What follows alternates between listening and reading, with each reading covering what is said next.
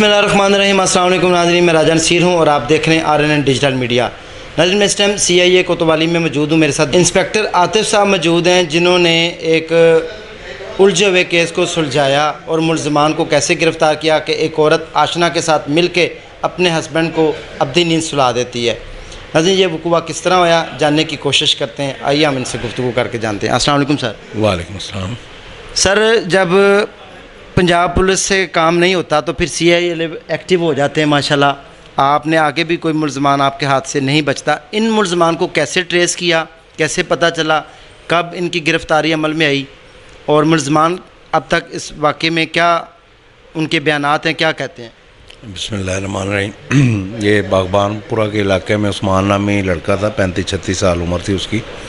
2 बच्चे थे और आमना नामी लड़की के साथ उसकी शादी हुई थी।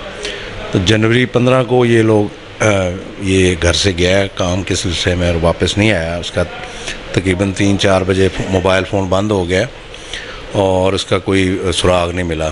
तो इसके वालिदैन ने मुकदमा दर्ज करवा दिया अगवा का और इसकी बीवी ने बताया कि वो काम से गया और वापस नहीं आया।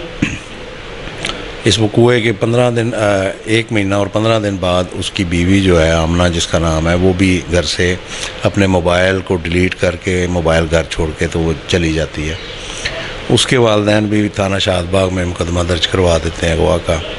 पुलिस, लोकल पुलिस तफ्तीश करती रहती है लेकिन कोई उनका सुराग नहीं मिलता। इसके बाद ये 30 अप्रैल को तफ्तीश हमारे पास CIA आ जाती है। हमने इसका स्टडी किया। इसके जो है डाटा जो अवेलेबल था वो कोई ज़्यादा नहीं था, लेकिन जितना था उसको चेक किया। इनके राब्ते और इनकी मूवमेंट चेक की। उसके बाद अफसरान बाला से हमने गाइडेंस ली। कैप्टन लियाकत मलिक साहब हमारे कमांडर, उन्होंने हमें गाइड किया। तो इसको जो मकतूल है, इसकी लास्ट जो लोकेशन आ रही थी वो पत्तोकी वाली साइड पे थी। वहाँ से आगे जो है इसका कोई सिरा नहीं मिल रहा था। तो हम लोगों ने वहाँ से फिर तफ्तीश स्टार्ट की। उस एरिया में सर्च की, लोकल पुलिस से हेल्प ली। उधर आबादी में कोई एक्सीडेंट की इतला, कोई नहरें हैं वहाँ पे 2, उनको सर्च किया, कोई डूबने का मामला, लेकिन नहीं ऐसा मिला। उसके बाद फिर हमें वहाँ से एक ह्यूमन रिसोर्स के ज़रिए हमें पता लगा इसका आमना के बारे में। उसको फिर हमने ट्रेस किया, उसकी रैकी की, उसको गिरफ़्तार किया। उसने फिर इंकशाफ किया कि मैंने अपने आशना हसन के साथ मिलके, हम दोनों ने उसको 15 तारीख को लाहौर से सहेली से मिलने के बहाने यहाँ से वो लेके गई थी और वहाँ उसके घर में उन्होंने उसको कत्ल किया और लाश जो है वो पिछले साइड पे एक प्लॉट था उसमें दफन कर दी। मोटरसाइकिल उसके के पीसेस करके उन्होंने करीबी जोहड़ जो था उसमें उन्होंने फेंक दिया।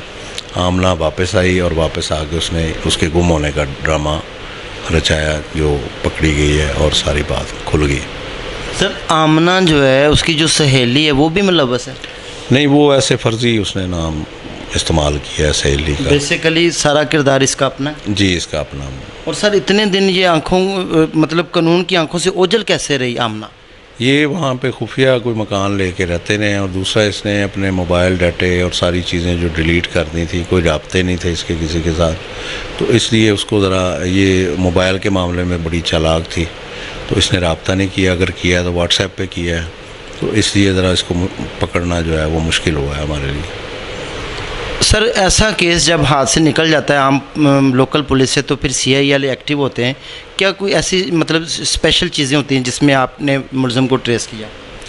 जी, हमने टाइम दिया केस को ज़्यादा और उस पर ज़्यादा सोच विचार की है। लोकल पुलिस के पास ज़रा टाइम का प्रॉब्लम होता है, तो हमने उसको फुली उसको टाइम दे के उसकी एक चीज़ को चेक किया, एक एंगल को चेक करके फिर आगे चलें। आमना का क्या कहना है कि उसने आशना के साथ मिलकर इतना बड़ा कदम क्यों उठाया? क्या वो अपने हस्बैंड से नाराज़ थी, लड़ाई झगड़ा रहते थे, या ज़बरदस्ती शादी थोपी गई थी? क्या मामला था? आमना जो है वो अपने इस एक्ट को जस्टिफाई करने के लिए मुख्तलिफ़ चीज़ें बयान करती है जिसका कोई इतना ज़्यादा नहीं लग रहा, लेकिन वो पर्सनली वो ख़ुद ही सोशल मीडिया ऐप्स पे ज़रा ये लड़कों से दोस्तियाँ और इस किस्म के एक्टिविटीज़ में थी मुलव्वस, तो उससे है। बाकी इसकी थोड़ा एज डिफरेंस था उसके साथ, लेकिन इतना बड़ा कदम उठाने की कोई ख़ास वजूहत सामने नहीं आई। नाज़रीन, रोज़मर्रा घरों में लड़ाई झगड़े होते हैं लेकिन इतना बड़ा कोई भी कदम नहीं उठाता। लेकिन CIA की स्पेशल कार्रवाई जब आम लोकल पुलिस के मतलब चांसेस मतलब उनके पास टाइम कम होने की वजह से मतलब वो समझते हैं कि केस हमारे हाथ से निकल रहा है, तो फिर हमारी पंजाब की CIA पुलिस एक्टिव होती है और इस तरह का कॉम्प्लिकेटेड जो केस होता है उसको सॉल्व करने में इनके लिए कोई मसला नहीं होता। क्या पैगाम देना चाहेंगे, बताएं हमारे व्यूवर्स को कि मियाँ बीवी के लड़ाई झगड़े इस हद तक चले जाएं कि किसी की जान लेनी पड़ जाए। इसमें हमारी तरफ से मैसेज तो यही है कि जो शादियों के मामलात में हमारे मजहबी तौर पे भी नबी पाक सल्लल्लाहु अलैहि वसल्लम का भी हुक्म है कि मुशावरत जो है वो ज़रूरी है, अखलाकी माशरती तौर पे भी। एक तो इस पे अमल करें, दूसरा जो है बच्चों की एक्टिविटीज़ जो हैं, जो आजकल सोशल मीडिया पे ऐप्स हैं मुख्तलिफ, जिनका कोई आपको प्रोड्यूसर और उसका नहीं पता, उनके मकासद का भी नहीं पता, तो आप उन लोगों की एक्टिविटीज़ में जब आप इन होते हैं तो वो आपसे पता नहीं किस साइड पे आपको ज़हनी तौर पे ले जाते हैं। उनसे बचाने के लिए बच्चों की मॉनिटरिंग करनी चाहिए, उनके इंटरनेट के इस्तेमाल पे और उनकी एक्टिविटीज़ जो इधर उधर जाते आते हैं उन पे नज़र रखें। दूसरा, स्पोर्ट्स की तरफ तवज्जो दिलाएं, बच्चों को स्पोर्ट्स में इंगेज करें, उनके टाइम जो है जो नेट पे या मोबाइलों पे ज़ाया कर रहे हैं वो कोई पॉजिटिव एक्टिविटी में उनको लेके जाएं। खाली दिमाग शैतान का घर होता है, इसलिए कहते हैं कि अपने आप को बिज़ी रखना चाहिए और मुख्तलिफ़ एक्टिविटीज़ के अंदर जो है हमेशा बिज़ी रहना चाहिए ताकि आपके दिमाग में कोई नेगेटिविटी पैदा ना हो। और हमेशा नौजवान बच्चों के ऊपर वालिदैन को खुसूसी तवज्जो देनी चाहिए कि आजकल जो हालात चल रहे हैं सोशल मीडिया की मुख्तलिफ़ ऐप्स की वजह से बच्चों के माइंड किसी न किसी नेगेटिविटी की तरफ चले जाते हैं।